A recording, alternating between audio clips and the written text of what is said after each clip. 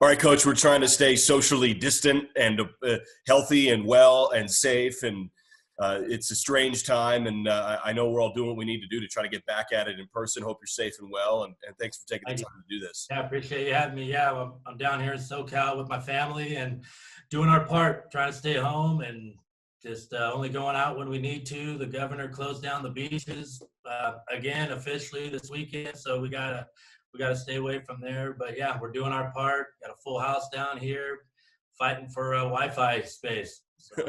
Well, I'm glad we could squeeze some in here for this discussion. You know, you said Southern California. When you look at the places you've been over the last couple of decades, college baseball has different powers than football and then basketball, which get a lot of high-profile attention. But you talk about some of the other perennial powers. You talk about Fullerton, you talk about Irvine, you talk about Long Beach State. You've been at all three.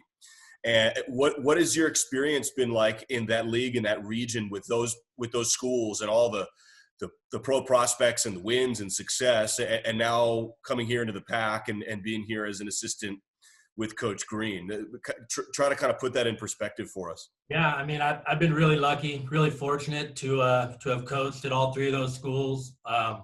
Big West Conference that is, I don't know if you want to say it's an underrated conference, but because we've had a lot of teams go to Omaha as a mid-major conference, if you will. So it's not the SEC, it's not the Pac, it's not a Power Five, but I would venture to say in baseball, the Big West is a Power Five conference. It's been down maybe a little bit the last couple of years, but just the recruiting landscape we have here in Southern California on the West Coast is awesome. You usually don't have to go too far to find a really good player, luckily from a recruiting standpoint. But to be at all three of those places and the different traditions and the alumni and stuff they have has been awesome. And, it's just really cool to see the different levels of alumni and just the overall experience at those schools. It was an abbreviated season, but even still, maybe you got a sense of what it was like from the Pac perspective. Didn't get in a league play, so maybe not. But what were your impressions from within the Pac as opposed to playing against it? Well, it was cool. You know, Washington State's awesome. I love it there. The leadership from the top down with Pat and President Schultz and then Skip, been awesome. Great place to work. First class all the way.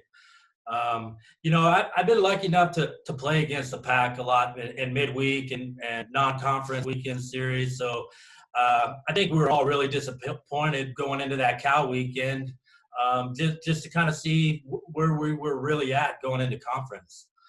We started off pretty well. We had some good mojo going, good vibes. And I think we were all just really excited to see, okay, hey, where are we now? So that was probably the biggest disappointment is we were feeling good. Things were starting to click, and then it just got shut down. Yeah, so we'll never really know, but I just know we have a lot of momentum. We got a lot of positive vibes. Recruiting's going awesome. We got the clubhouse going up. So a lot of great stuff going on within the program. How'd you get hooked up with Coach Green? Where'd you guys cross paths? We go way back when he was an assistant at Hawaii. I was the head coach at El Camino Junior College out here in Southern California. And Coach Savage at UCLA had an assistant spot open up. And we were both kind of talking to Coach Savage. And my time up until that point had been all junior college experience. And Brian had been through, I think, Oregon State, Hawaii, and some different stops along the way. And Coach Savage ended up hiring him. And then about, a month later, I ended up at UC Irvine. And me and BG just kind of on the recruiting trail, just kind of started broing out and talking to each other and just had a lot of things in common. Both big family guys, love our families, love our wives, and just kind of clicked. And then we had some battles when I was at Irvine and Fullerton. And then it was kind of weird, he goes to Kentucky.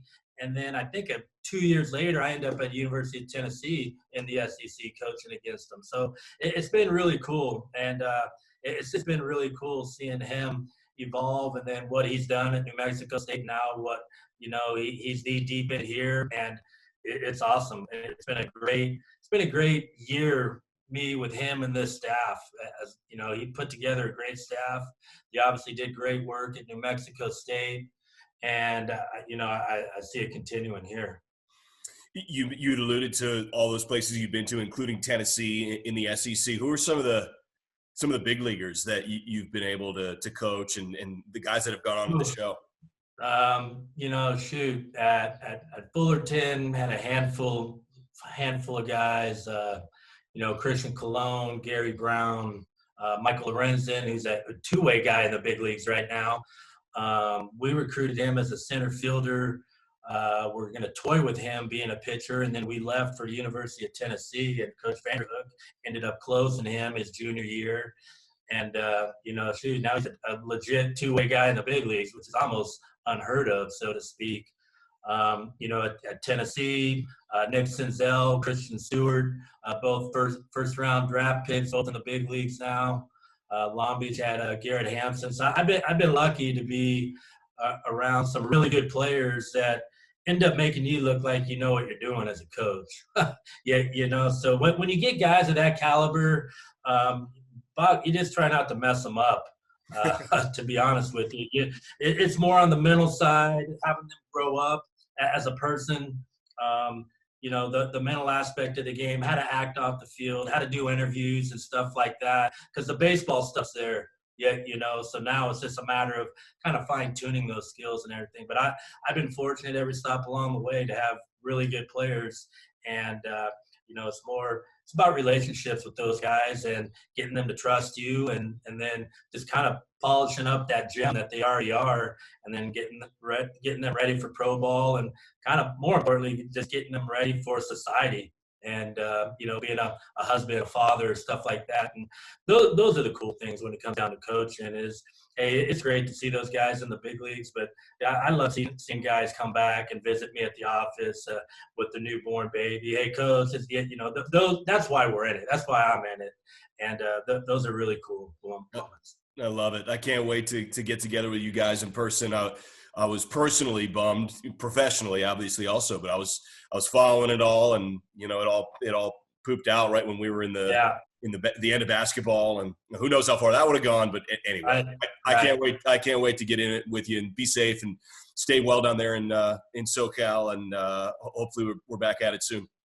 Absolutely. Yeah, we're looking forward to it as well. So we'll get back at it next year, hopefully, and get this thing rocking and rolling. But I appreciate you taking some time with me, and I hope I didn't bore all the people out there. No, it was awesome. Thanks, Coach. Thanks for the time. Appreciate it. Thank you. Appreciate it.